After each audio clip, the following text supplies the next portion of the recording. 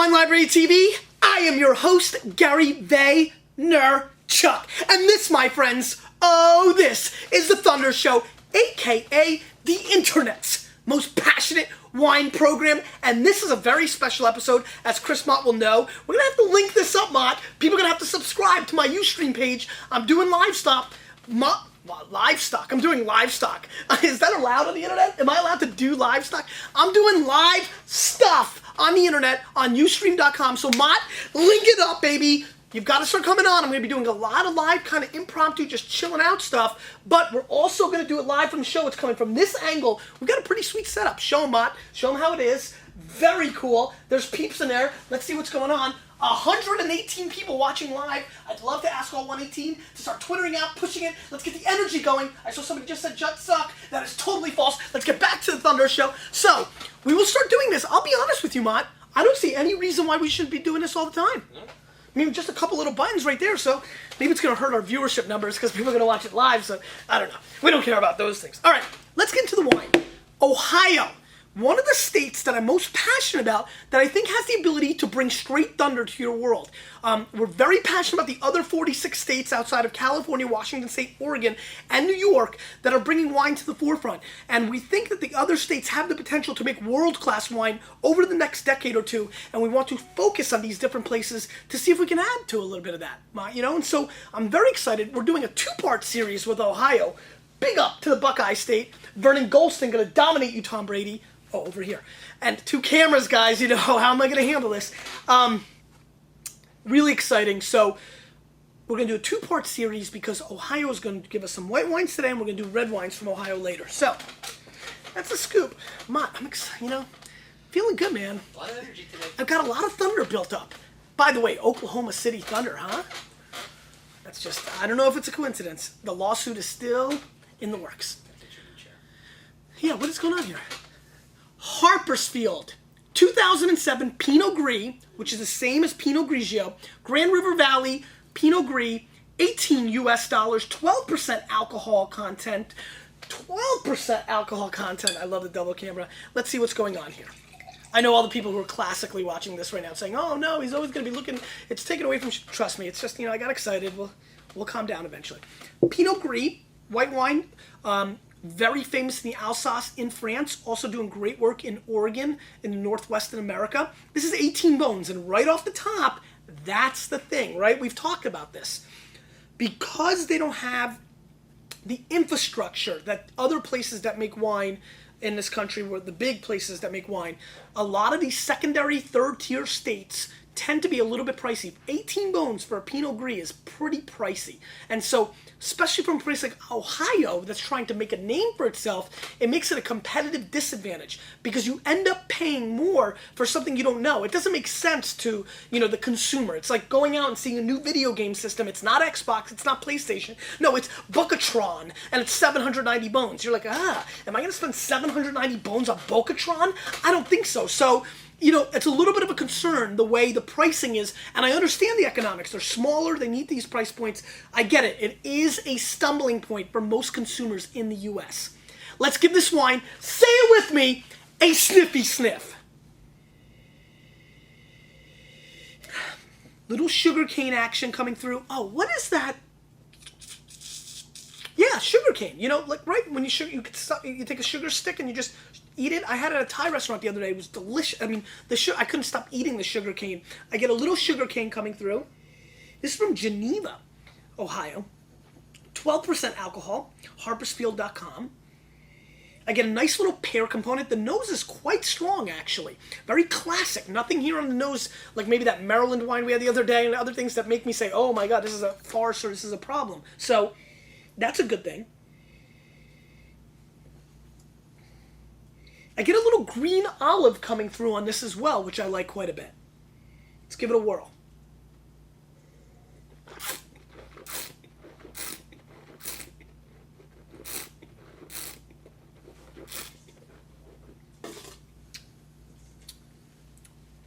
Good crispness, good clean wine.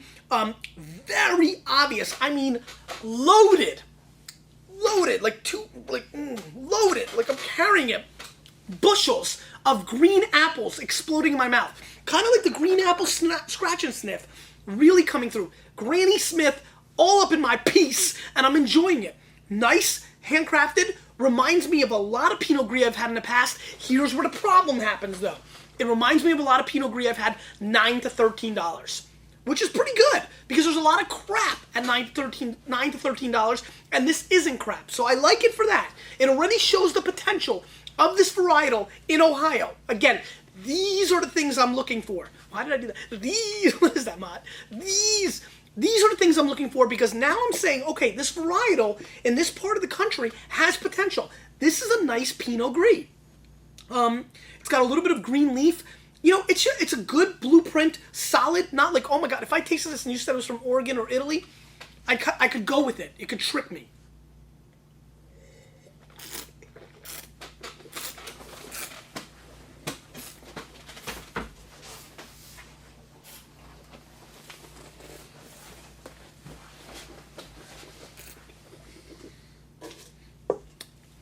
Good backbone structure. You know, I like the acidity meets. There's only one little thing here. I eat a lot of English peas, and you hear me talking about them on the show. Now, this doesn't have English pea in it, but there is definitely a component where it's like a sour English pea compared to like a medium. So when you buy English peas, there's like small, medium, and large. You always want to buy medium because those are like, it has the sugar in it. It's really good. The large ones are already too big and too blah, no flavor. That's what this tastes like. A solid effort, a good Pinot Gris. I'm going to score it 87 points, which is more than respectable. But, you know, at this price point, it would be a pass. And again, we've fallen directly into the problem. Mott, real quick, I'm curious. Are they hearing me well? Go over there and just take a look at the screen, because they're going to answer right now. Are you guys hearing me well? Just curious. I know I'm ruining the show, I promise you. Sounds great. Great. Yes, hearing you. Awesome. Thanks, Mott. Yes. Yeah. Good. So, sorry about that. Anyway, let's move on. The next wine, Harmony Hill Vineyards, 2007, Woodwind from the Ohio River. And this is Sauvignon Blanc, which is a varietal. It's 100% Sauvignon Blanc, aged in 8 months in French and Appalachian oak. Little Frizzante action going on. 07 vintage. This one rolls in at $11 US. We love number 11 because that is Kellen Clemens, and he's going to be riding My Little Pony to the Super Bowl for your New York Jets. Let's give this wine a snippy sniff.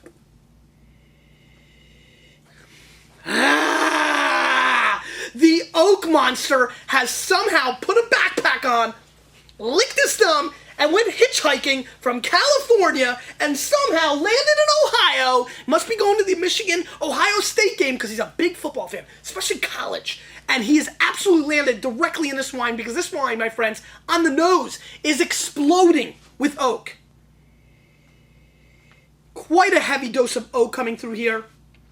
Wow, really disappointing. I do get a little bit of an apricot component, which I like, and a little hint of peachiness. There is definitely a smoky oak thing going on, though.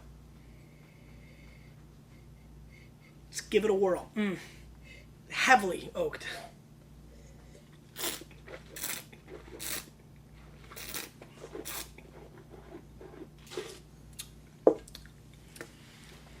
I get a little butter here, a little apple and peach, but this is absolutely too oaked for me. The oak is overbearing.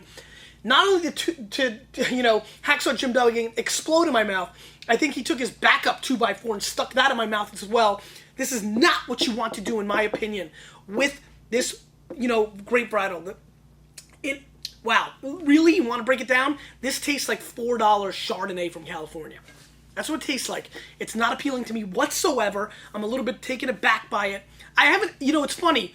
Chardonnay's gotten better, and so I haven't had white wine like this in a while, but this reminds me of the complete throwback, the stuff I used to hate from California, the Chardonnays, and Sauvignon Blanc is a grape varietal that I don't think you can oak this heavily. I think this is clearly over oaked since it's the 19th time I used that word. OAK is not okay with GV. I'm going to score this wine 70 points. Let's go 65 because I'm taking 5 more points off out of disgust, and let's move on. Not good. not good at all. All right, big rinse here. We just got to rinse from that wine, you know what I mean, Matt? I mean, just got to rinse. You know, it's like sometimes when you go out too late and doing some funky stuff, you got to take multiple showers. That's how I just felt. So, let's move on. Zoom into wine number 3. Kinkade Ridge 2007 Revolution White from the Ohio River Valley. Now, this wine is a big-time blend, and it is a blend of Roussanne, Vidal Blanc, Chardonnay, Semillon, and Melon, which is the grape used in Muscadet. $14 US. Big up to Richard Todd. And let's see what's going on here. Let's give it a sniffy sniff. Only 48 cases produced of this wine. Jesus, I just saw that. 48 case production. We really appreciate Kinkade sending this over. 48, Mott, you could drink that on a good night. 48 cases, that's absurd. All right, let's give it a snippy sniff. Lots of sugar on the nose, coming through heavy. I do get some inside of a, like green grape, very lame, but very much like grape, table green grapes. Again, very similar. I get a lot of sugar cane on this as well. I also get kiwi coming through on this. And then Splenda. Like a good dash of Splenda on top of these green fruits. Let's give it a whirl. I'm definitely thinking the residual sugar is a little high on this.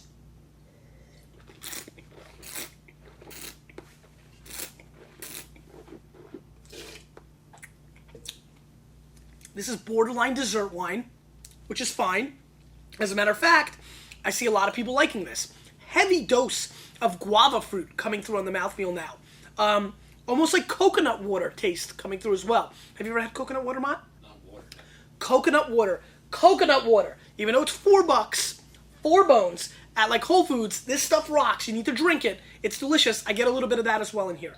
Very sugar-fied, late harvest Riesling-esque, German Spätlese style. I can see a lot of people enjoying this wine, especially if they're just starting to get into wine. So if you're rolling deep in the Ohio River area and you want a little sugar rush, forget all those candy bars and sugar canes. Run over and find a Kinkade Ridge, little white wine here. Really nice, 14 bones, a good little style. I can see a lot of people enjoying this with shellfish. It's a little sugar-fied water to me, but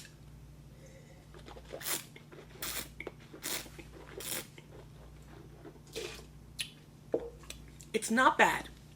It's not bad at all. Thai food, Chinese food, I can see this being a friendly wine for a lot of people. So, breaking it down, I think this is an 85-point wine, 14 bones. Oh, Mott, you scared me again. I didn't know what you're doing. That's right, Mott is so on the ball. Anytime we score something 85, Mott, I told you one time. Wait a minute, Mott, can you explain something to me?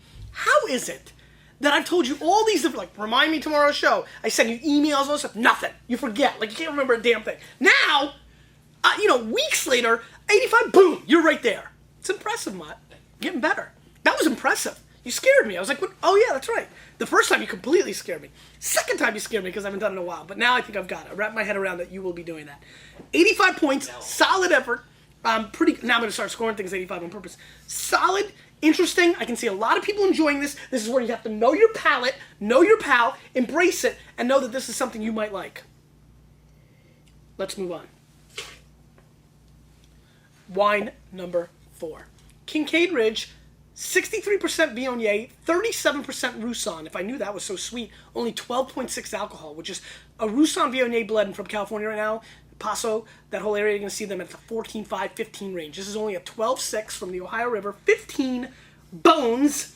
Again, 67 Viognier, 33 Roussanne, 63, 37, right? Let's see what's going on here. This is exciting. Ohio white wines, Ustream streaming live, the Monster in the house, remembering 85-point wines, the new Snippy Sniff wristband, on my ponies dancing all around. How can life be any better? Thank you so much. Thank you so much. Let's give this wine a Snippy Sniff. This to me smells like a diaper with no poop in it. So understand what I'm saying. Like a diaper. My brother AJ is 11 years younger than me, so I remember what diapers smell like, because I used to, do my thing, my little bro, I took care of him. there's a diaper component to this wine. There's also an oiliness. So almost like an olive oil, almost like taking a diaper and pouring some olive oil in it, giving it a good solid sniffy sniff. And that's, my friends, what this smells like. And by the way, I'm not kidding. And actually baby powder. Maybe that's what do you find baby powder in diapers? Ah, that's what it is. You put baby powder and that's why the diaper. This is actually baby powder mixed with olive oil. I'm not kidding. If you find this wine, only 303 cases. I mean, these Kinkade people, they don't fool around. They gotta be small. I gotta go check them out. Anyway, baby powder, olive oil, sniffy sniff, smell this. And you're gonna say, that darn Gary, he's a genius. Let's give this wine a whirl. God, this smells, by the way, like that may be one of the strongest sniffy sniff notes I've ever given. I'm not kidding. Let's give it a whirl.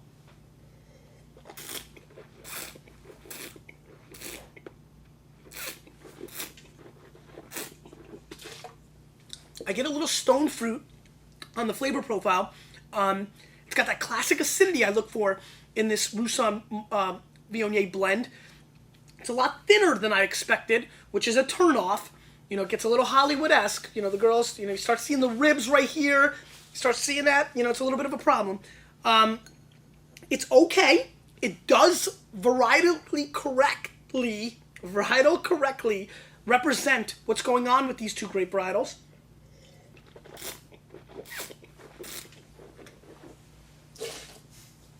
There is a little of acacia flower component, which I like. It doesn't have the sharpness I like usually with so much Viognier in it. It's okay. Serviceable. Again, well made though. I'll tell you, the last two wines, these Kinkade peeps, the winemaker understands who and what to do. Who too, like who to do, right? Understands what to do. And whoever this is, whether, a male, female, Johnny, Sally, great job. Just excellent work on that factor. I think with the fruit you're dealing with, I'm very impressed with the way you're able to contain and look for balance in these two wines, which I'm impressed with.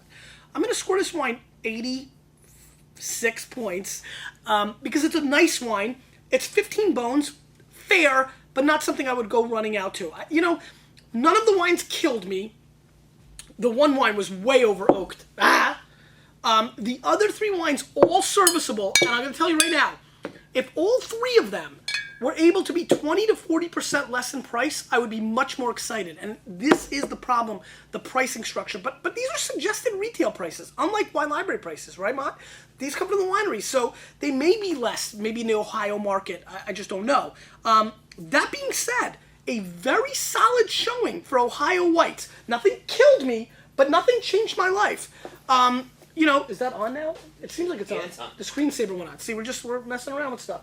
Did we go away? I don't think so. Anyway, nothing changed my life, but at the same token, only one wine appalled me, pulling a California move from the 90s, so that's okay.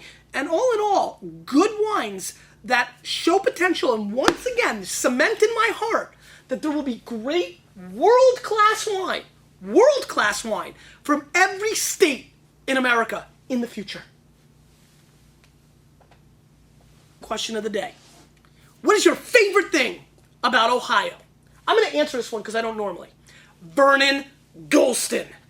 Because you, with a little bit of me, please answer this question, lurkers. Come out. I need like 250 on this. I mean, the summer low, the comments are low, Mott.